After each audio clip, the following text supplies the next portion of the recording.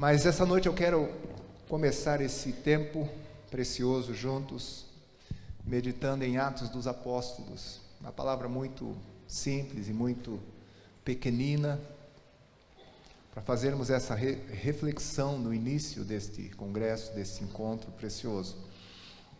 Eu amo Atos dos Apóstolos, na verdade os Atos do Espírito Santo, ali surgimento da igreja, da casa de Deus, do povo de Deus, as últimas instruções do Senhor Jesus, os milagres, os prodígios, os sinais que aconteceram posteriormente, um grande mover de Deus, impactante pelo Espírito Santo, transformando, libertando, fortalecendo, consolidando, multiplicando, são coisas incríveis que Atos dos Apóstolos nos revela. Mas no capítulo 2, no verso 42, acho que os irmãos estavam reproduzindo aqui a Bíblia, podem fazer para a gente ir acompanhando juntos. Em Atos 2, verso 42, nos fala de perseverança, porque o tema é perseverança. Quem é perseverante, diga amém. Amém. Põe as mãos sobre o teu irmão e diga: você vai perseverar até o fim. Aleluia!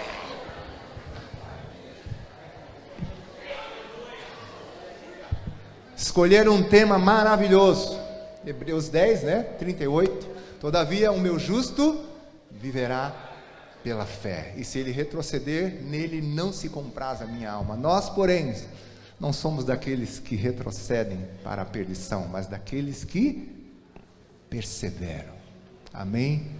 Aqueles que continuam, aqueles que avançam para a salvação, para a preservação do Espírito. E Atos capítulo 2, o verso 42, nos traz um retrato da igreja primitiva. Às vezes eu não gosto muito de falar igreja primitiva, de nós no passado, porque nós somos eles no futuro, amém ou não? A igreja é uma só. E o texto diz que eles perseveravam na doutrina dos apóstolos e na comunhão, no partir do pão e nas orações. Você pode dizer isso para quem está do seu lado? Diga: eles perseveravam na doutrina dos apóstolos e na comunhão, no partir do pão e nas orações.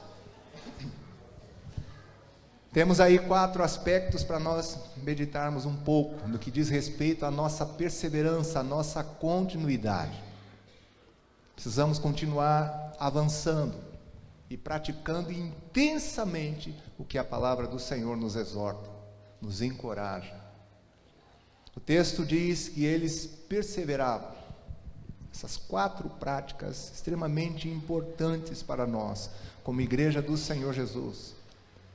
Nesse tempo em que estamos vivendo, tempos difíceis, tempos trabalhosos, nesse tempo em que estamos vivendo, tempos ou dias que antecedem a vinda do Senhor Jesus, onde a iniquidade vai se multiplicando, onde o amor de alguns vai se esfriando, onde a apostasia vai se levantando.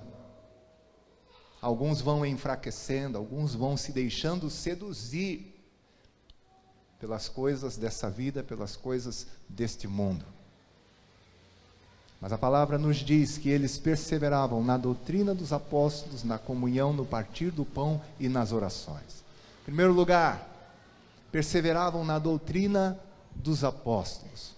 Qual é a doutrina dos apóstolos? 1 Coríntios capítulo 3, Paulo deixa bem claro que ninguém pode lançar outro fundamento além do qual foi posto, e este fundamento é Jesus Cristo. A doutrina dos apóstolos é Cristo. Você pode dizer para quem está do seu lado, diga: a doutrina, o ensino é Jesus. Colossenses capítulo 2 diz que nele, em Cristo Jesus, todos os tesouros da sabedoria e do conhecimento estão ocultos.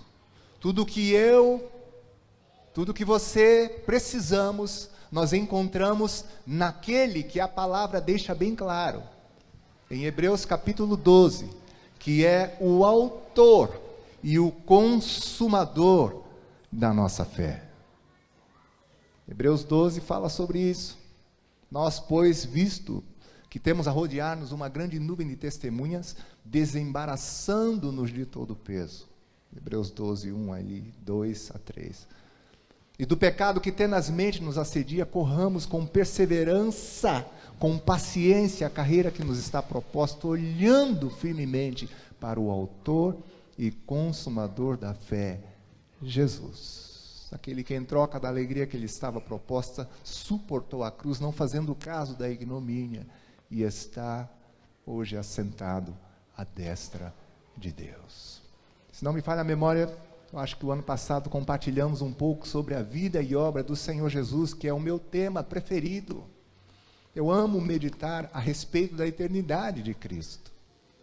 Pois João, no capítulo 1, revela que Ele é o Verbo que estava no princípio com Deus, por intermédio de quem todas as coisas foram criadas. Sem Ele, nada do que foi feito se fez. João revela que esse Verbo eterno, Criador do universo, se tornou homem, tabernaculou e viveu entre nós, cheio de graça e de verdade.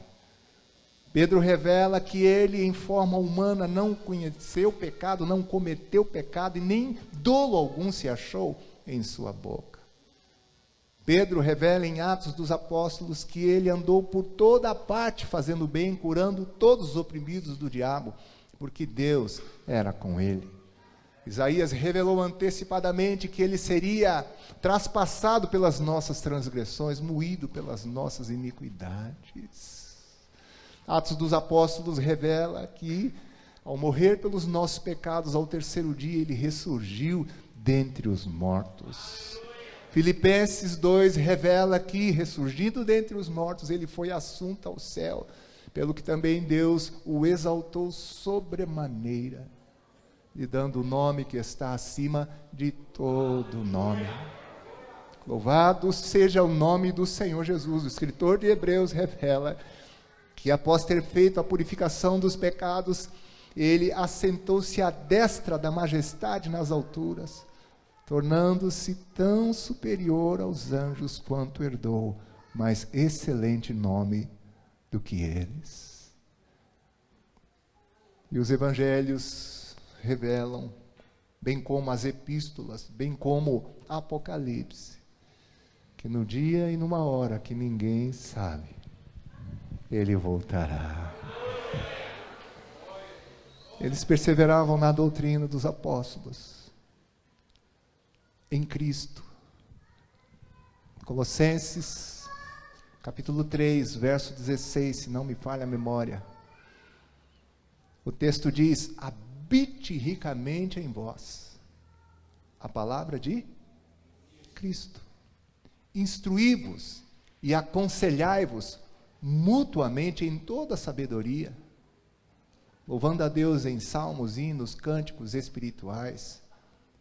Habite ricamente em vós a palavra de Cristo. Tive uma experiência nesta manhã. Uma das conduções que eu peguei, comecei a conversar com o motorista, e ele é uma pessoa educada, tranquila, aparentemente tranquila. Aí começamos a conversar um pouco sobre política. Não vamos conversar aqui. Foi só a introdução, porque ele estava ouvindo um negócio no rádio do carro, aí, não, é política e tal, e daqui um pouco eu falei assim: e a sua fé, meu amigo, como anda?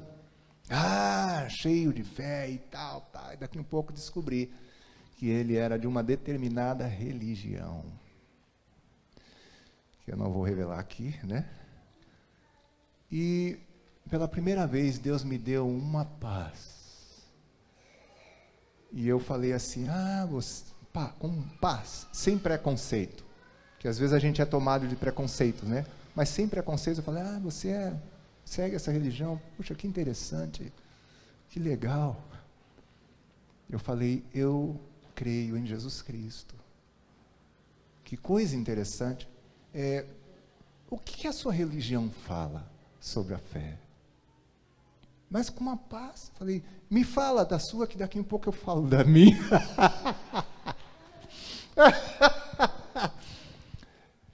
Ele começou a relatar.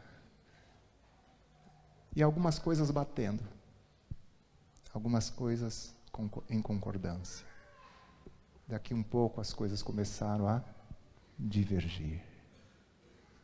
E a se separar. E o ponto de divergência foi justamente Jesus.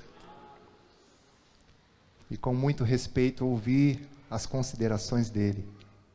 E como eu ouvi as suas considerações, ele teve que ouvir as minhas também. Uma das coisas que ele falou, Jesus foi um grande ensinador. Aí na minha vez eu falei, Jesus foi mais do que um ensinador. Nós temos aprendido e cremos que Deus, ao ressuscitar Jesus dentre os mortos, o fez Senhor. E quem o recebe como Senhor é salvo. Pois a palavra em Romanos 10, verso 9 diz, se com tua boca confessares a Jesus como Senhor e em teu coração creres que Deus o ressuscitou dentre os mortos, serás salvo.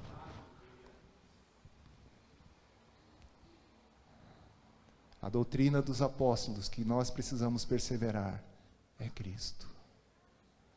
Precisamos, como Paulo fala, ganhar a Cristo, sermos achados nele e conhecermos a Cristo, amarmos a Cristo. Deve ser o tema e a grande inspiração do nosso coração. Jesus. Você está perseverando nessa doutrina? Aleluia. Temos aprendido sobre o querigma e a didaquê, dois termos interessantes que encontramos no grego. Querigma tem a ver com proclamação. E uma proclamação de quem é e do que fez Jesus que gera fé nos nossos corações. Eu fui declarando algumas coisas aqui e vocês foram, fogo foi pegando, vai acendendo. É muito bom saber que Ele morreu pelos nossos pecados. Aleluia. É bom saber que Ele ressurgiu dentre os mortos. Aleluia. Isso gera fé. Estamos proclamando. Aleluia. Anunciando um fato inegável. No reino espiritual, houve um testemunho de que Jesus prevaleceu. Cantamos nessa noite, Jesus riscou a cédula. A gente canta quase voando, sabendo que Ele cancelou o escrito de dívida que era contra nós. Gera fé no nosso coração. Mas além do querigma, temos a didaquê, os mandamentos. Querigma gera fé. E a didaquê traz essa instrução. Suportamos esses mandamentos, porque a fé nos capacita, nos conduz, nos impulsiona. E assim Ele pode dizer para nós, amai-vos uns aos outros.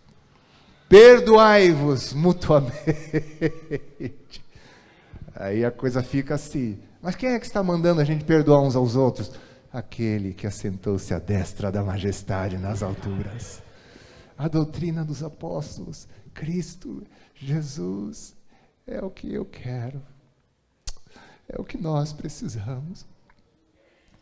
Ainda estava saindo do banheiro e vindo para cá e vendo o pastor Edvani começando o culto e declarando, orando na sua oração, nós dependemos de Ti, Senhor. Nós dependemos de Ti. Quem depende de Jesus aqui, diga amém, aleluia. Eles perseveravam na doutrina dos apóstolos. Quem é a doutrina? Jesus. E também na comunhão. Na doutrina dos apóstolos e na comunhão. E a comunhão é algo extremamente sério também, meus amados irmãos. A palavra diz, eu ouvi o pastor Edvani citando esse texto de Mateus. capítulo 18, os versos 20 ali, 19 e 20, onde o Senhor diz que se dois sobre a terra concordarem acerca de qualquer coisa que pedirem, será feita pelo Pai, porque onde estiverem reunidos, 2 ou 3 em seu nome, ali Ele está no meio. Amém ou não? Me ajudou até a confirmar essa palavra, até porque eu estava ouvindo ali, e eu guardo as coisas que acontecem no culto, e ele orando, profetizando, a gente nem conversou, eu falei, irmão, já sei o que eu tenho que compartilhar. Isso tem a ver com congregar. Você congrega? Ou você é daqueles, como fala Hebreus 10, 25, né? Que deixa de congregar. Pergunta para quem está do seu lado, você congrega, irmão? Hein? Projeta aí, Hebreus 10, 25. Lê esse texto para quem está do seu lado, para a pessoa não esquecer mais. Não deixemos de...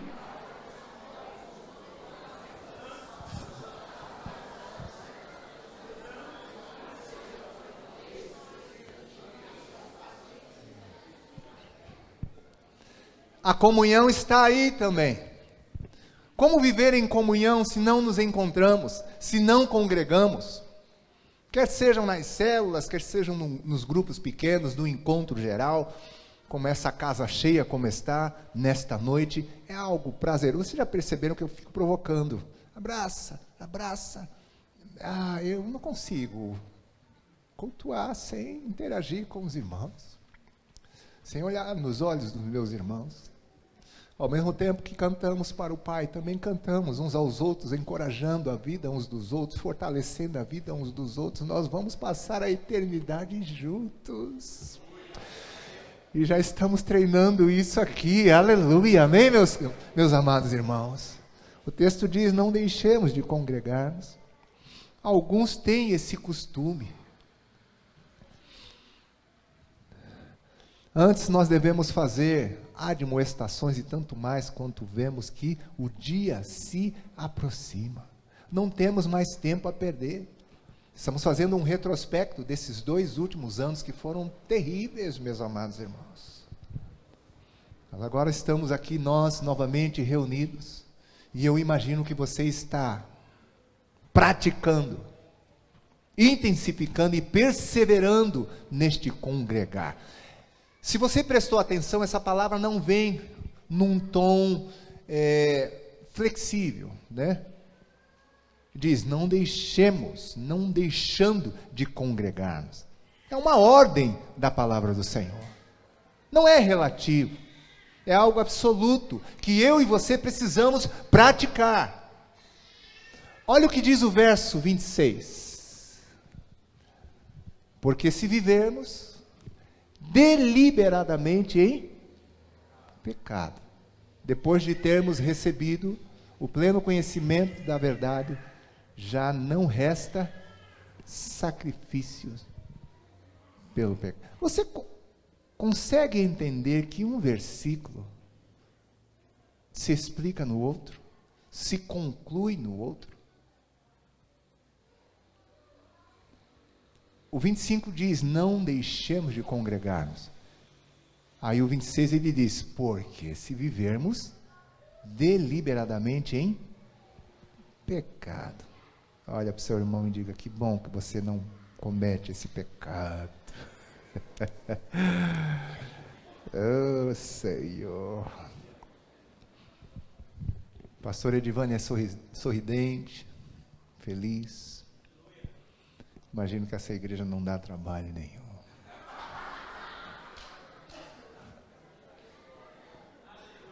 Imagina. E hoje eu tive a honra de conhecer o pastor que dá cobertura a vocês, né? Ali nosso amado irmão Valdeci, né? Também feliz e contente. Isso é aspecto, né, de pastores que têm igreja que não dão trabalho, né? Louvado seja Deus. Quando estamos reunidos, quando congregamos, e congregamos em nome do Senhor Jesus, a sua presença é certa entre nós. Ele que já habita em nós, se manifesta entre nós. A comunhão fala do congregar, o congregar fala, meus amados irmãos, do adorar. Congregar também aponta para serviço mútuo através dos dons. Pedro fala, 1 Pedro 4:10, servi uns aos outros, cada um conforme o dom que recebeu. Congregar também fala de algo que eu creio que nós praticamos continuamente, confissão de pecado. João ensina na sua epístola, 1 João capítulo 1, que se nós confessarmos os nossos pecados, Ele é fiel e justo para nos perdoar os pecados e nos purificar de toda a injustiça. Porque através da confissão dos pecados, Tiago fala no capítulo 5, uns aos outros, confessando as culpas uns aos outros, e orando uns pelos outros, nós somos sarados. Você esconde as suas culpas, esconde as suas lutas, esconde as tentações. Nós somos tentados. Eu sou tentado continuamente. E de vez em quando tropeçamos. De vez em quando ficamos irados. Ou só sou eu? Hein? Você fica? Vou confessar um pecado aqui hoje já. Para dar exemplo. Eu viajei semana passada até para Venda Nova aqui perto. E saí de Porto Alegre. Mas uma conexão, era para ser uma conexão em Congonhas para vir aqui para Confins. E o voo de Porto Alegre, quando foi pousar em Congonhas, falhou o freio automático da aeronave.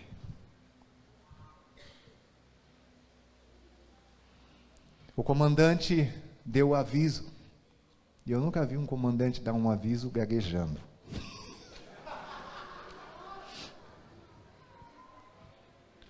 Ali eu falei, rapaz. Ele avisou que deu uma pane no freio automático, se não me falha a memória, da aeronave, e teve que arremeter, né? Estava descendo, subiu novamente. Obrigado, querido. E aí ele avisou que não desceríamos em Congonhas, porque a pista de Congonhas tem 1 quilômetro e 700 e pouco, que nós pousaríamos agora em Guarulhos, uma pista com 3 quilômetros e pouco, se não me falha a memória. Deu o primeiro aviso gaguejando, passaram-se alguns minutos, daqui um pouco ele deu o segundo aviso. Aí, nesse segundo aviso, ele explicou que tem o freio automático, mas tem um outro freio manual, e tem algumas aeronaves que ainda tem um terceiro. Falei, Jesus do céu. Mas foi assim, né? Já começou com emoção, aí descemos em Guarulhos, de Guarulhos tinha que pegar um traslado para Congonhas e tal, aí perdemos o voo que já estava certinho, e a empresa nos direcionou para outra empresa, aí aquele agito e aquela tensão. Aí deram um voucher para nós comermos alguma coisa. Quando descemos para comer, já assim meio passado, e o horário avançando, uma pessoa na frente fazendo um pedido. Era simples, era só pedir a comida rapidamente e tal, mas sabe quando a pessoa fica ali? É isso mesmo? E se fazer tal coisa e tal? E a gente atrás, aguardando. Ela decidiu o que ia comer. Quando chegou a minha vez, né, boa tarde, moça, tal. E a moça já com a cara brava, né?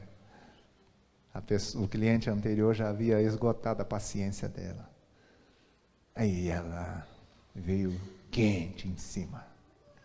Deu umas 2, 3 respostas tortas. Eu fiquei irado. Mas não bati em ninguém. Mas não precisa. Jesus fala que se nós nos irarmos,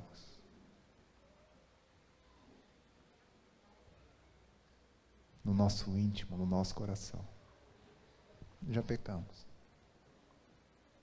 Amém, meus irmãos? A intenção está em pé de igualdade com a prática. Eu falei, Jesus do céu. Estou confessando um pecado. Pergunta para quem está do seu lado, tem algum aí escondido que eu fazer? Não, agora não, volta para cá. Eu mirei. E peguei o cardápio, olhei assim, falei, eu quero esse aqui. Aí eu bati com o dedo assim. Só depois que eu bati com o dedo que o Espírito Santo falou assim, bonitinho, né? Tá irado, tá chateado. O que você acha que é comunhão? É vivermos em trevas. João diz que se nós andarmos na luz, como Ele está na luz, mantemos comunhão uns com os outros. E o sangue de seu Filho Jesus nos purifica de todo pecado. Comunhão é andar na luz. É permitir que saibam quem somos, o que fazemos. É confessar pecados. Isso aconteceu. Senhor, me perdoa, já pedi perdão ao Senhor, estou pedindo perdão para vocês agora também. E abrindo o meu coração, porque eu acredito nessa igreja. Eu acredito nisso.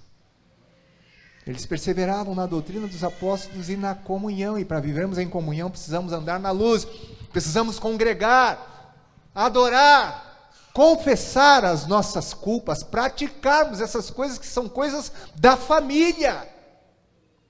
Eu não preciso fingir e nem me colocar num pedestal. Você não precisa idealizar uma coisa perfeita da minha pessoa, porque eu já estou me rasgando aqui diante de você e dizendo, Daniel Souza Cirolo, irei.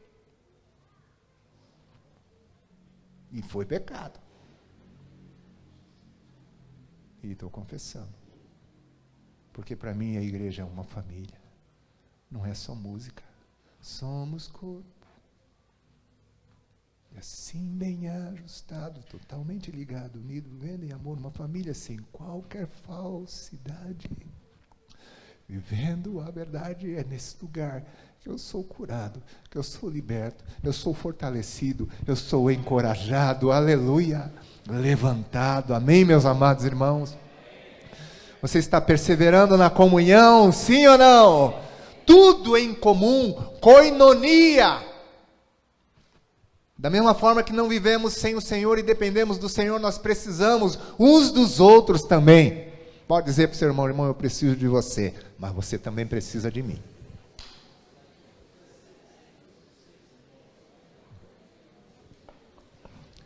Terceiro, partir do pão. Eles partiam pão de casa em casa, mas também aponta para a ceia do Senhor. Que bom que você congrega, e você também não falta nos encontros de ceia, amém ou não? E quando participa, come do pão e bebe do cálice, porque tem gente que ainda vai e não participa.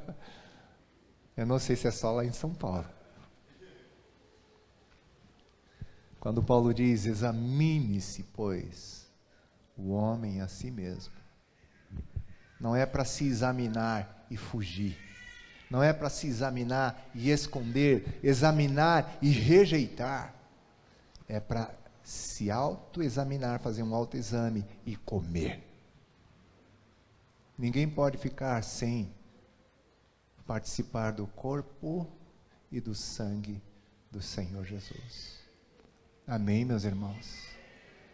Todas as vezes que comemos do pão e bebemos do cálice, a palavra diz, 1 Coríntios capítulo 11, que nós anunciamos a morte do Senhor, até que Ele venha. Mas isso não é derrota, porque foi na morte que Ele venceu. Amém, meus irmãos? O Senhor nos deu uma música que fala: a cruz foi sua glória, da cruz veio a vitória, na cruz Ele morreu, na cruz prevaleceu, a cruz revela o amor, na cruz o Senhor triunfou, foi na cruz que despojou o inimigo acusador, aleluia! Por isso que Paulo fala na carta aos Coríntios que foi a loucura de Deus e a fraqueza, aleluia, na verdade realizada e manifestada em vitória, em força, em sabedoria. Que a partir de hoje você não falte mais na ceia e coma e participe. Fechando, ele diz, também nas orações, no clamor, no buscar ao Senhor, no falar com Deus, no conversar, no dialogar com o Criador. O nosso Deus bendito que não nos rejeita a oração e nem aparta de nós a sua graça. Paulo fala para a igreja em Tessalônica: orai sem cessar. Paulo fala para a igreja em Efésios: com toda oração e súplica, vigiando nisso com toda perseverança e súplica, orando em todo o tempo no Espírito. Judas fala sobre nos edificarmos na nossa fé santíssima, orando no Espírito Santo. Jesus se retirava para lugares solitários para orar, mas todos estavam reunidos no mesmo lugar e estavam orando quando desceu o Espírito Santo. Precisamos orar e buscar ao Senhor. Quero deixar essa palavra para você nesta noite.